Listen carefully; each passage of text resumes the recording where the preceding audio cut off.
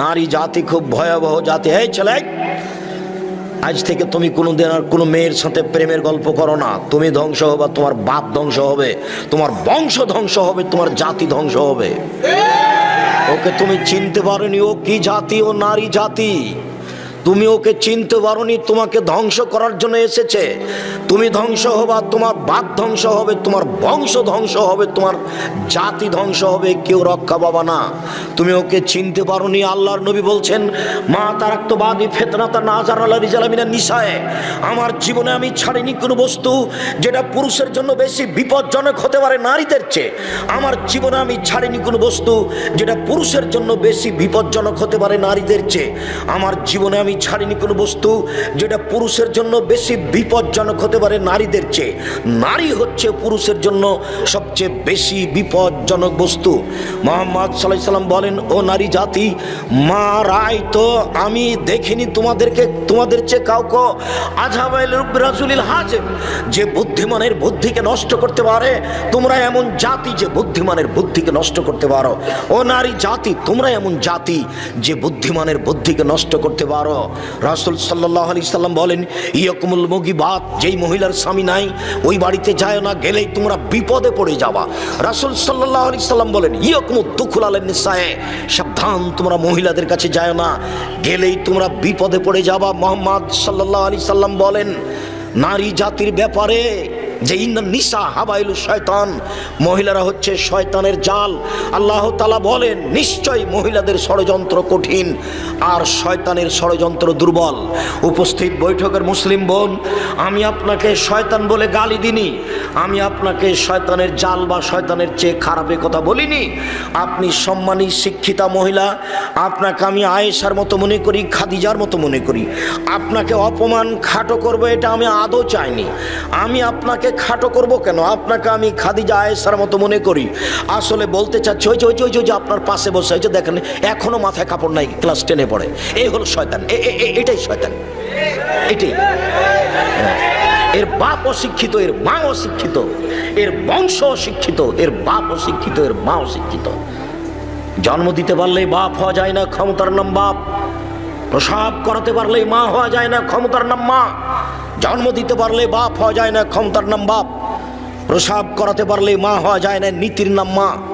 এই মেয়ে, তোমার বাপ নেই, তোমার মাথায় কাপড় নেই কেন?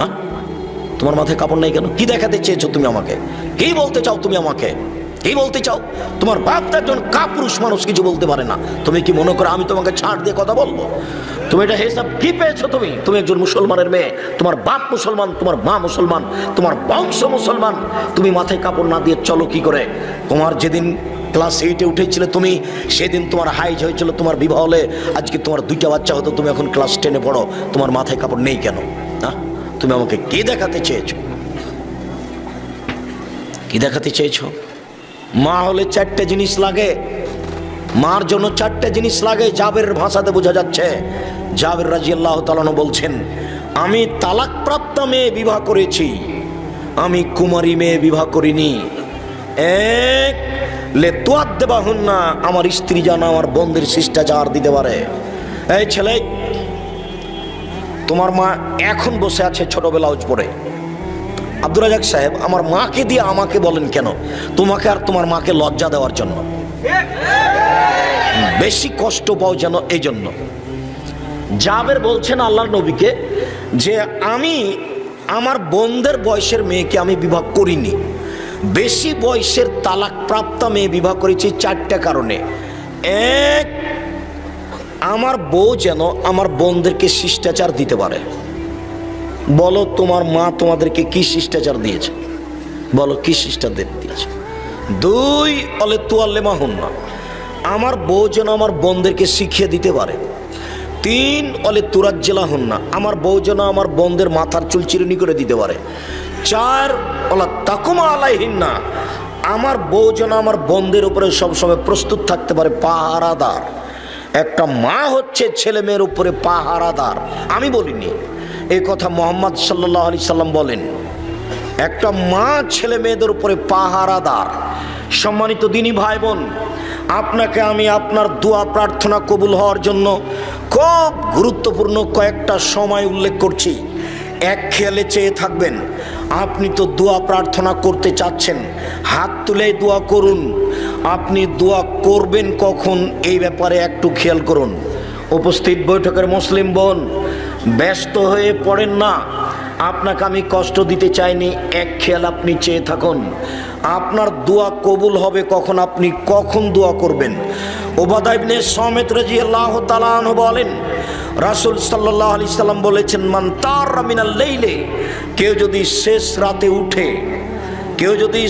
রাতে উঠে সুম্মা কালা, তারপরে বলে লা ইলাহা ইল্লাল্লাহু ওয়াহদাহু লা শারীকা লাহু লাহুল মুলকু ওয়া লাহুল হামদু ওয়া হুয়া আলা কুল্লি শাইইন কাদির ওয়া সুবহানাল্লাহি ওয়া আলহামদুলিল্লাহি ওয়া লা ইলাহা ইল্লাল্লাহু আল্লাহু আকবার ওয়া লা হাওলা ওয়া লা কুওয়াতা ইল্লা বিল্লাহ সুম্মা দাউস্তুজিবা, এরপরে যদি দোয়া করে তাহলে দোয়া কবুল হবে। হাদিস বুখারী মুসলিম। বুঝা গেল না?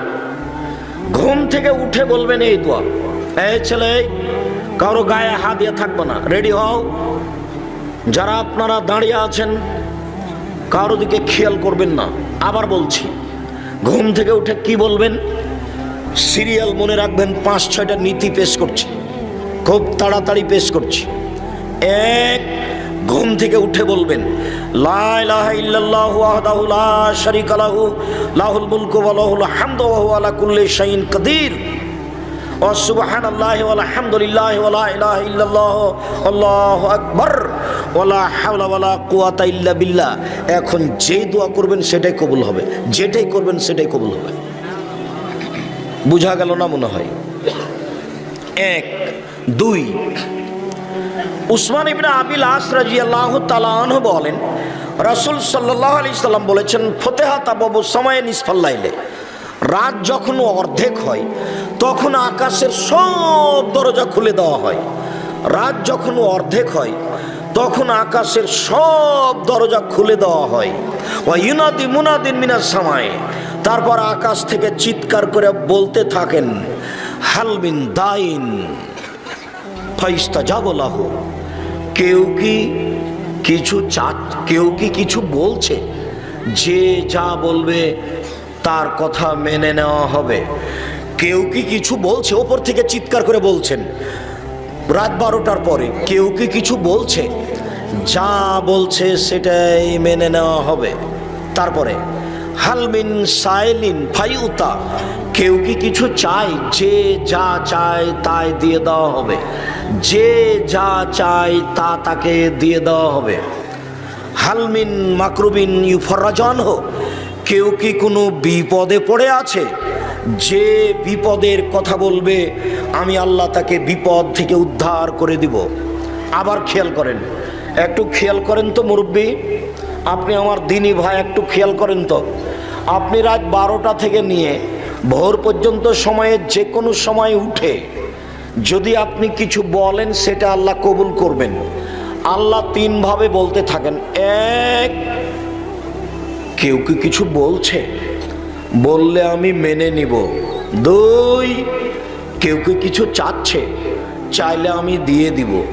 3, কেউ কি বিপদে পড়ে আছে, বিপদে পড়ে আমাকে বললে আমি বিপদ থেকে উদ্ধার করে দিব। বলেন তো এই সময়টা কখন? রাত 12টার পরে। আনাস রাদিয়াল্লাহু তাআলা আনহু বলেন, রাসূল সাল্লাল্লাহু আলাইহি ওয়াসাল্লাম বলেছেন, এজা নুদিয়া লিসসালাতে ফতিহাত আবু সামাই উস্তুজিবাত দুআ, যখনই আজান দেওয়া হয় তখন আকাশের সব দরজা খুলে দেওয়া হয়। আজান দেওয়ার সাথে সাথে সব দরজা খুলে গেছে। এখন যা বলা হবে সেটাই গ্রহণ করা হবে, যা বলা হবে সেটাই গ্রহণ করা হবে। একজন সাহাবী বলছেন, আল্লাহর নবী, ইন্নাল মুয়াজ্জিনিনা ইয়াফজুলুনা, যারা আজান দিচ্ছে তারাই তো সব নেকি লুটে নিল, তো আমাদের কি হবে? আল্লাহর নবী, যারা আজান দিচ্ছে তারাই তো সব নেকি লুটে নিল, তো আমরা কি পাবো? তখন আল্লাহ রাসূল বলছেন, এই শোনো, কুল মা ইয়াকুলুল মুয়াজ্জিন, মুয়াজ্জিন যা বলে তুমি তা বলতে থাকো, মুয়াজ্জিন যা বলে তুমি তা বলতে থাকো। আজান যখন শেষ হয়ে যাবে, ফাইজান তাহাইতা, যখন আজান শেষ হবে, সালতুতা, এখন চাও যা চাইবে তাই দেওয়া হবে, চাও যা চাইবে তাই দেওয়া হবে। তাহলে আজানের পরে দোয়া কবুল হয়। রাসূল সাল্লাল্লাহু আলাইহি সাল্লাম বলেন, লা ইউরাদ্দু দুআ বাইনাল আযান ওয়াল ইকামা, আযান একামাতের মাঝে দোয়া ফেরত দেওয়া হয় না। আযান একামাতের মাঝে দোয়া ফেরত দেওয়া হয় না। আযান একামাতের মাঝে দোয়া ফেরত দেওয়া হয় না। আযান একামাতের মাঝে যেটা বলবেন সেটাই কবুল হবে। আন্না রাসূলুল্লাহ সাল্লাল্লাহু আলাইহি ওয়াসাল্লাম রাজুলান, আল্লাহর নবী একটা লোককে দোয়া পড়তে দেখলেন। লোকটা বলছে, আল্লাহুম্মা ইন্না নাসআলুকা বিআন্নাকা আনতাল্লাহ লা ইলাহা ইল্লা আনতাল আহাদুস সামাদুল্লাযী লাম ইয়ালিদ ওয়া লাম ইউলাদ ওয়া লাম ইয়াকুল লাহু কুফুয়ান আহাদ। এই পর্যন্ত পড়তেই আল্লাহর নবী বলছেন, শোনো শোনো শোনো শোনো শোনো, দা বিসমিহিল আযম, এই লোকটা ইসমে আজম দিয়ে দোয়া করেছে। এই লোকটা ইসমে আজম দিয়ে দোয়া করেছে। এজা দয়াবিহি আজাবা, এই দিয়ে যদি দোয়া করা হয় তাহলে তা কবুল হবে। ওয়াজা সয়লাবিহি আতা, এই দোয়া দিয়ে যদি কিছু চাওয়া হয়, যা চাইবে তাই দেওয়া হবে। এই ছেলে একটু থামো, আমরা আলোচনার শেষের দিকে চলে এসেছি। আর দুইটা হাদিস আছে, এইটা একটা আর পরে আর একটা বলছি। উপস্থিত বৈঠকের মুসলিম বোন, দেখেন তো এই কথাটা আপনি মনে রাখতে পারেন কিনা। যখনই আপনি 2 রাকাত সালাত আদায় করে দোয়া করতে যাবেন, দোয়া করার পূর্বে আপনি হাত তুলে প্রথমে বলবেন সূরা ফাতিহা। হাত তুলে কোনটা বলবেন? প্রথমে সূরা ফাতিহা, অথবা বলবেন আলহামদুলিল্লাহি রাব্বিল আলামিন আর রহমানির রহিম মালিক ইয়াউমিদ্দিন, এই পর্যন্ত। এরপরে আপনি বলবেন আল্লাহুম্মা ইন্না নাসআলুকা বিআন্নাকা আনতাল্লাহ লা ইলাহা ইল্লা আনতাল আহাদুস সামাদুল্লাযী লাম ইয়ালিদ ওয়া লাম ইউলাদ ওয়া লাম ইয়াকুল লাহু কুফুয়ান আহাদ। এরপরে দুরুদে ইব্রাহিম। এরপরে আপনি আপনারটা বলবেন, কি প্রয়োজন যেটা বলবেন সেটাই কবুল হবে, যেটা বলবেন সেটাই কবুল হবেন। আরেকটা রাসূল সাল্লাল্লাহু আলাইহি সাল্লাম বলেন, দাওয়াত জিন্নুনে এজাদা রব্বাহু, মাছ ওলার দোয়া। যখন ইউনূস আলাইহিস সালাম মাছের পেটে দোয়া করলেন, মাছ ওলার দোয়া, যখন ইউনূস আলাইহিস সালাম মাছের পেটে বললেন, তিনি বললেন লা ইলাহা ইল্লা আনতা সুবহানাকা ইন্নী কুনতু মিনাজ জালিমিন। আল্লাহ রাসূল বলছেন, যে কোনো মানুষ যে কোনো বিপদে, যে কোনো পুরুষ নারী যে কোনো বিপদে যদি এই দোয়াটা পড়ে, তাহলে যে কোনো ব্যাপারে তার দোয়া কবুল হবে। এইটা আপনি আগে বলবেন, তারপর আপনি আপনার প্রয়োজনটা বলবেন, ইনশাল্লাহ কবুল হবে।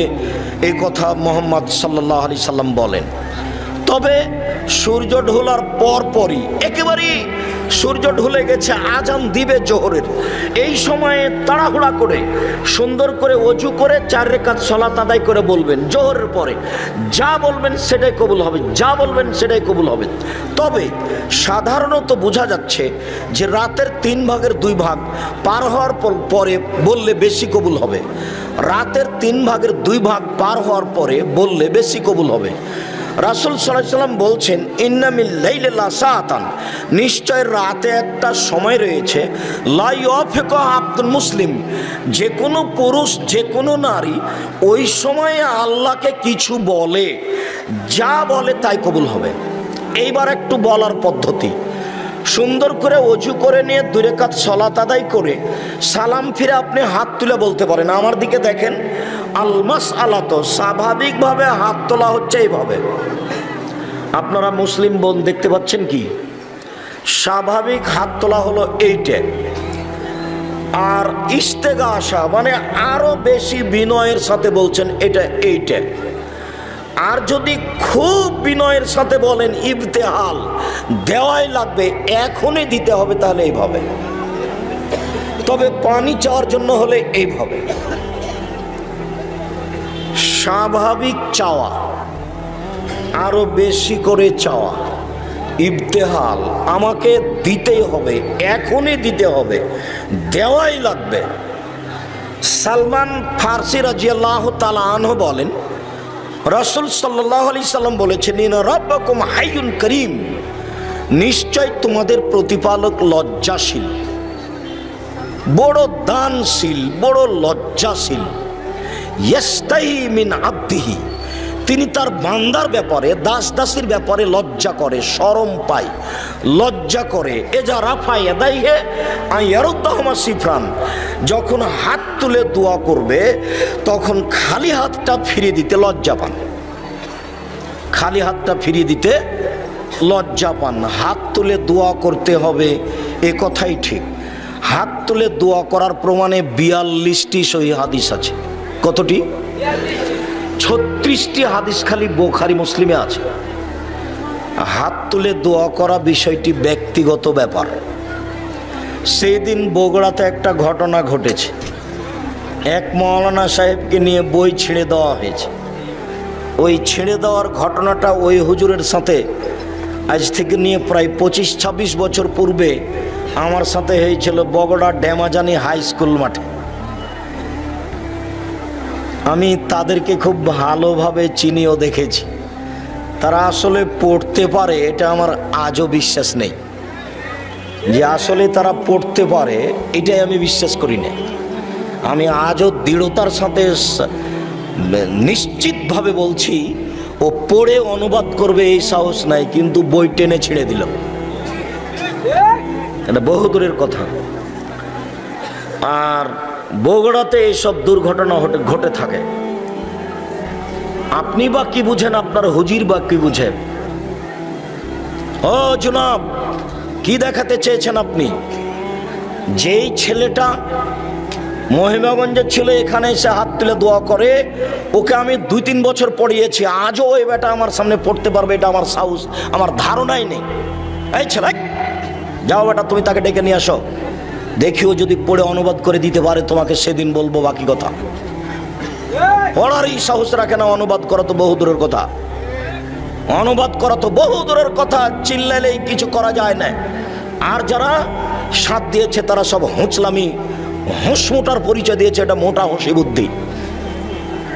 কোনোদিন জিজ্ঞাসা করে দেখেছেন? কোনোদিন আমাদের বই পড়ে দেখেছেন? হাত তুলে দোয়ার ব্যাপারে আপনার এত পিড়াপিড়ি হলো কেন? কোন সাহসে আপনি বই ছিঁড়ে দেন? কি দেখাতে চান আপনি? আমি 1990 সাল থেকে বগুড়ার মাটিতে আসি। আপনার শরম থাকা দরকার ছিল। বিষয়টা আমাকে জিজ্ঞাসা করা উচিত ছিল। কয় পয়সার বিদ্যা রাখেন আপনি? কয় টাকার মালিক আপনি? আপনি একজন আলেম ওলামা এইভাবে অপমান করার আপনি কি সাহস রাখেন? কয় টাকার মালিক? কয় টাকার মালিক আপনি? কি করতে পারেন আপনি? আপনি তো উসমানের কাছে একটা ভিক্ষুক নন। আমার প্রতিষ্ঠানে প্রতি মাসে 17 লক্ষ টাকা বেতন লাগে। আমি জানি না আপনার 10টা টাকা আছে সেখানে। আমার মনে হয় না যে আপনার 10টা টাকা আছে। কয় টাকার মালিক আপনি? আমার 2টা প্রতিষ্ঠান আছে, একটা জামিয়া সালাফিয়া রূপগঞ্জ নারায়ণগঞ্জ ঢাকা, জামিয়া সালাফিয়া ডাঙ্গিপাড়া পাওয়া রাজশাহী। 2957 জন ছেলে মেয়ে আছে। তার মানে প্রায় 3000 ছেলে মেয়ে পড়াশোনা করে। এই দেশের সবচেয়ে বড় প্রতিষ্ঠান দুটোই। 156 জন শিক্ষক শিক্ষিকা, প্রতি মাসে বেতন লাগে 17 লক্ষ। একটা মাসিক পত্রিকা বের করি, মাসিক আল ইতিসাম, তার মুফতি আছে 10 জন, খালি 10 জন খালি মুফতি আছে। ওতে আমার 1.5 লক্ষ টাকা প্রতি মাসে বেতন লাগে, ভর্তুকি লাগে 1.5 লক্ষ টাকা। আজকে দিয়ে এসেছে 1,30,000 টাকা ভর্তুকি। আপনি পত্রিকা পড়েন, আপনি ওটা কি দেখাতে চাইলেন? এরকম কেন? সে কে সেটা আমি বলতে চাইনি। আমি বলতে চাচ্ছি না আপনি কিছু বুঝেন, জানেন যে ঘটিয়েছে সে কিছু বুঝে। হাত তুলে দোয়া করার 42টা সহিহ হাদিস আছে। কতটি? 42টা। 36টা খালি বুখারী মুসলিমে আছে। এই যে এখানে দোয়ার বইটা আছে, তাতে 16টা স্থান উল্লেখ করা আছে হাত তুলে দোয়া করার। সিরিয়ালেতে 36টা দেওয়া আছে হাদিস সিরিয়াল। এই বইয়ে দেখেন আপনি। এই আচরণ ঠিক নয়। হাত তুলে দোয়া করেন, হাত তুলে দোয়া করা উচিত। মানুষের জীবনে একটি গুরুত্বপূর্ণ কাজ হলো হাত তুলে দোয়া করা। মানুষের জীবনে একটা গুরুত্বপূর্ণ ইবাদত হলো হাত তুলে দোয়া করা। 1 মিনিট। এই ছেলে,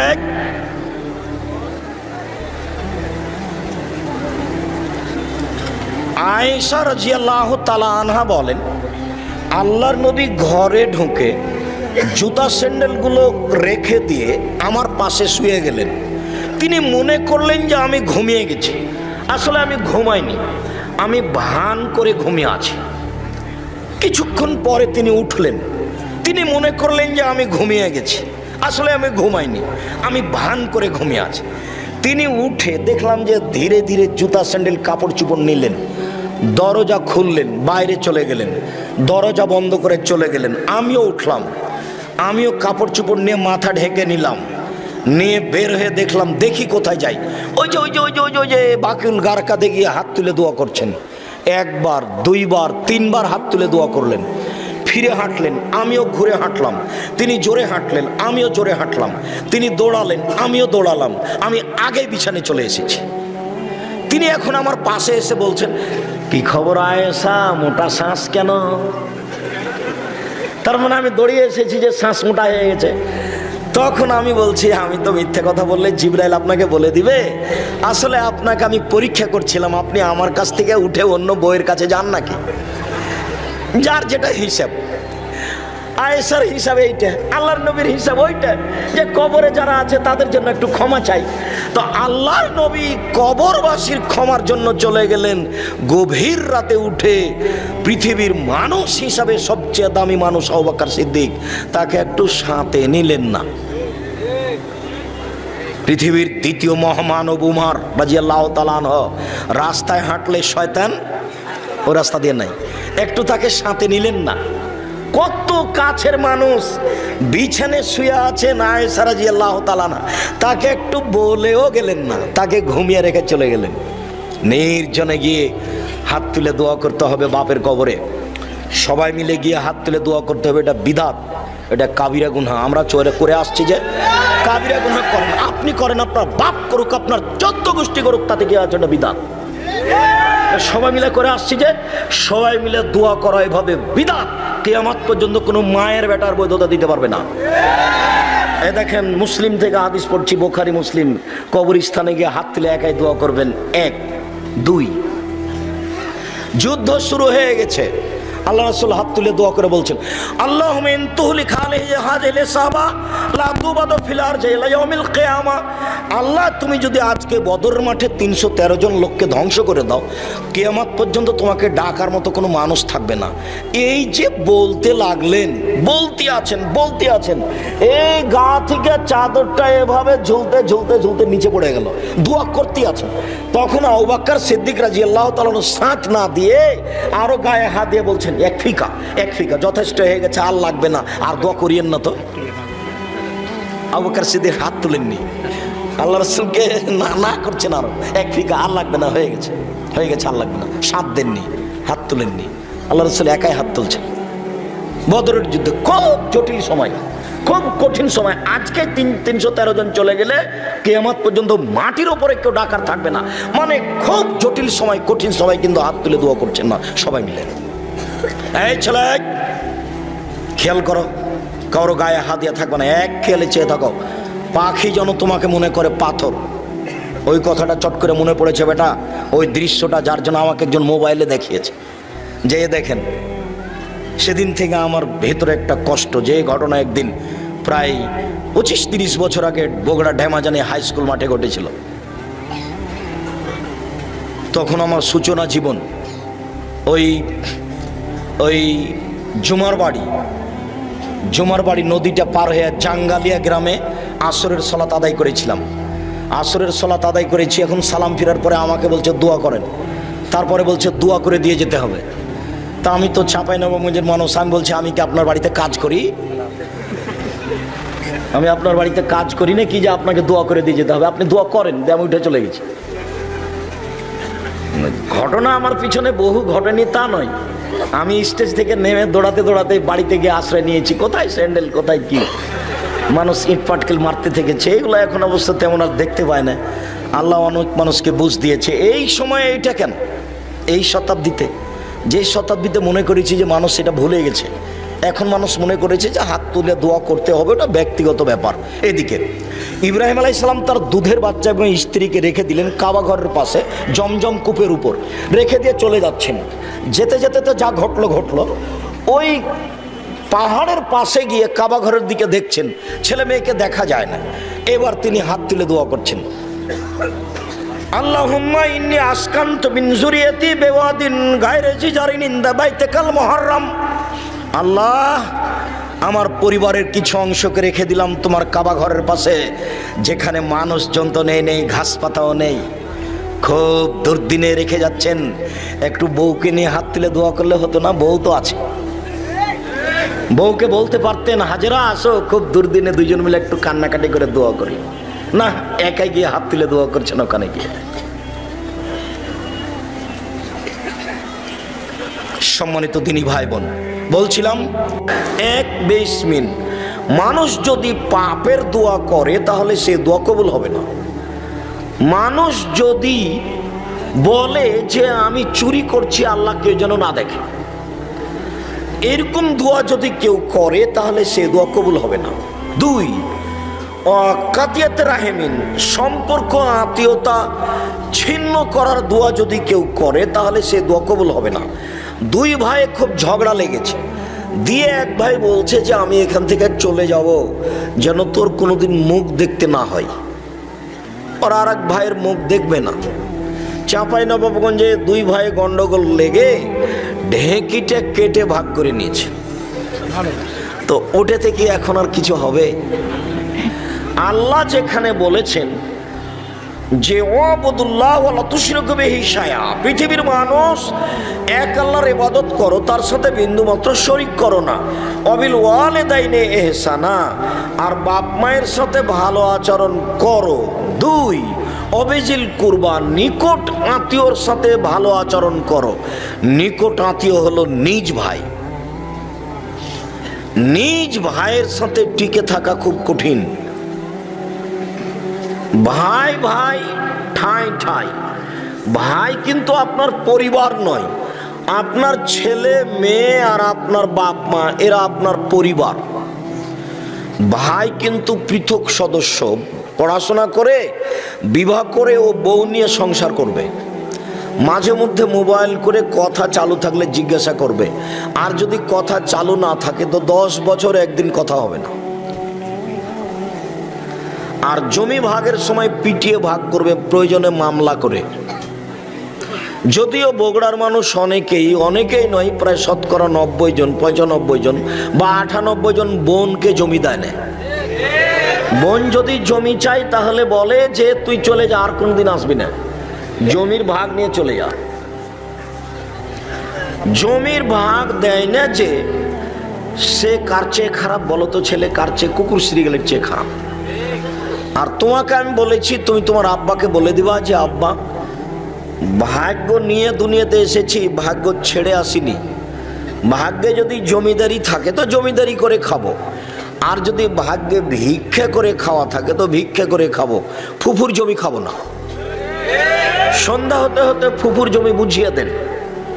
এই বগুড়া, দিনাজপুর, রংপুর, লালমনিরহাট, নীলফামারী, কুড়িগ্রাম, পঞ্চগড়, ঠাকুরগাঁও, জয়পুরহাট এইসব ডিস্ট্রিক্টের বেশি নীতি এইটা। অন্যান্য ডিস্ট্রিক্টে আছে, তবে এই ডিস্ট্রিক্টে বেশি আছে। একাধিক দিনের জিজ্ঞাসাতে বোঝা যায় যে বোনকে জমি দিতে হবে না।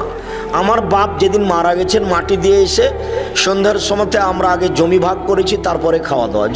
জমি ভাগ করেছি বটে, আমি একটু চিনি, আমার ছোট ভাই জমিই চিনে না, যায়নি কোনোদিন।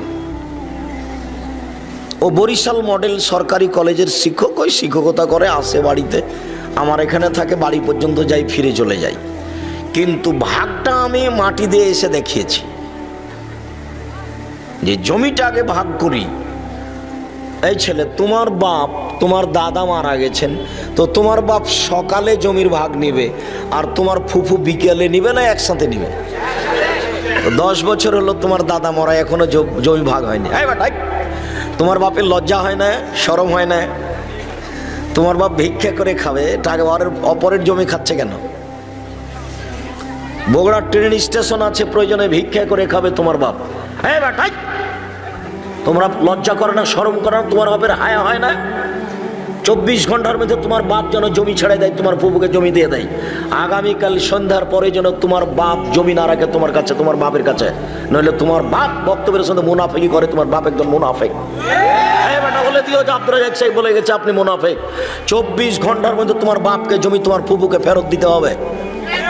তোমার বাপকে বলে দিও আব্দুর রাজ্জাক সাহেব বক্তব্যের সাথে মুনাফিকি করতে নিষেধ করেছে, জাতির ক্ষতি করতে আসেনি।